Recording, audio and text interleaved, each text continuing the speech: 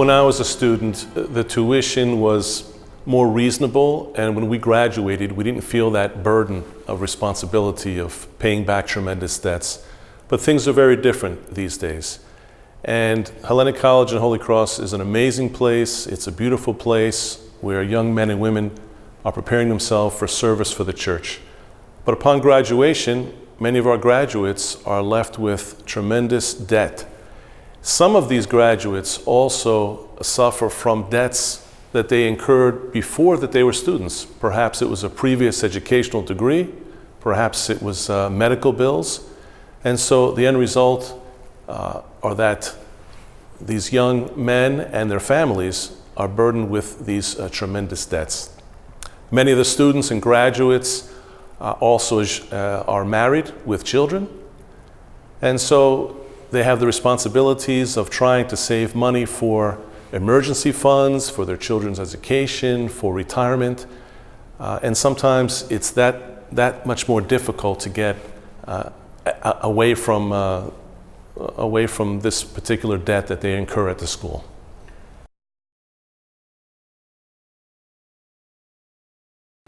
This burden of debt impacts a clergy person, I think, on many levels.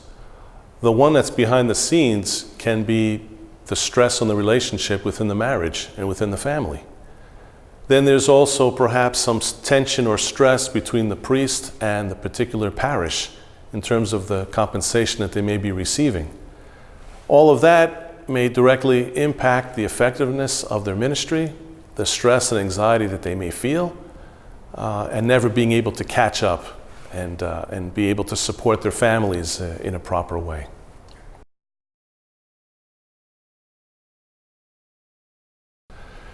"75% of the clergy are carrying not only student debt, but other debts, previous education, medical expenses, and so forth. One particular stat that really made a great impression upon me is that 40% of our clergy are living paycheck to paycheck most of the time. This is a statistic that was gathered from the financial literacy program. So when you're thinking about from paycheck to paycheck, you can imagine the kinds of stress that involves. There are people that I know, clergy that I know, that have $70,000, $80,000, $90,000 worth of student debt. And if their spouse also went to school, whether at Hellenic, Holy Cross, or some other school, then you're talking about a duplication of student debt that collectively is really a tremendous figure.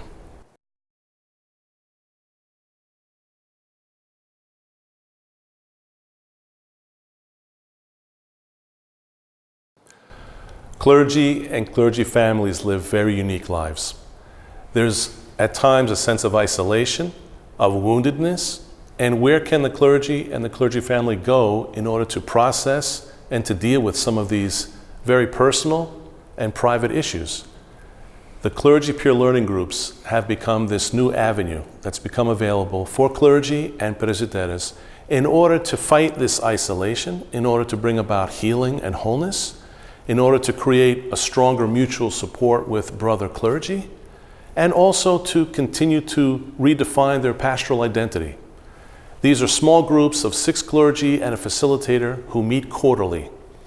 And between video clips and other kinds of educational resources that are used, these groups have become a beautiful oasis and place of healing for our clergy.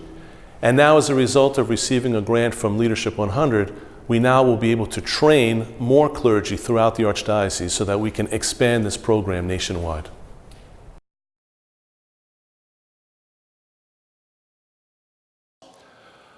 I've been blessed to be trained as a facilitator for the last 3 years, and I facilitate 3 different groups.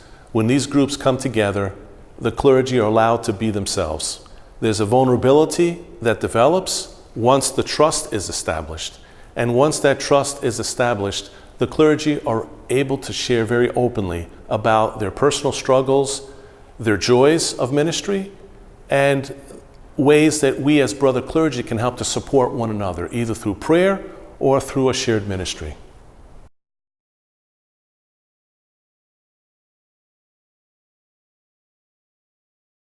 The difference between a spiritual father and these clergy peer groups, they are meant to be a complementary and not in any way a competitive issue at all. As clergy, we all respect and should have available to us clergy, spiritual fathers for confession, for spiritual counsel. That is more of a mentor situation. The clergy peer groups are more on a peer level, and I think both are necessary for us to flourish. We need to have mentors, we need to interact with peers, and as clergy, we are also mentoring and serving our flock. So all three levels of relationship are really important for us as clergy to be at our best.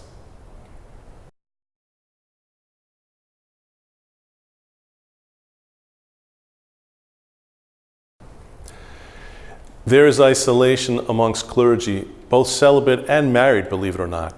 And the reason is because clergy live very unique lives.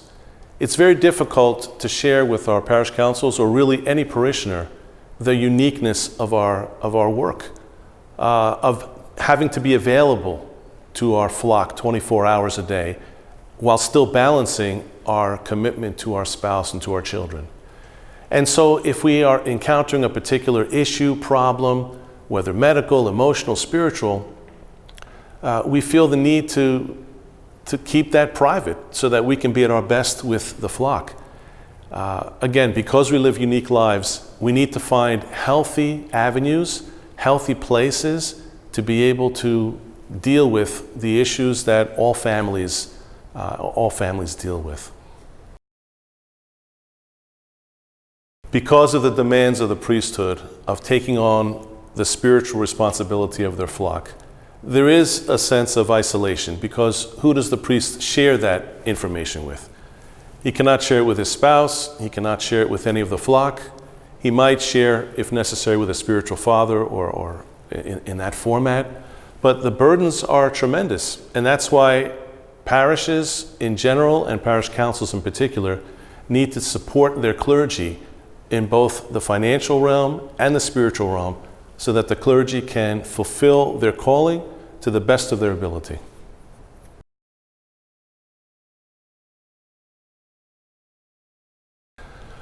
Most clergy, if not all my brother clergy that I know, love the priesthood, love serving as priests, and love their communities. As parish council members and as parishes as a whole, try to be supportive and to work towards a partnership with your clergy and with your parish priest. You're not adversaries, you're working for the same goal of glorifying God in our parish communities.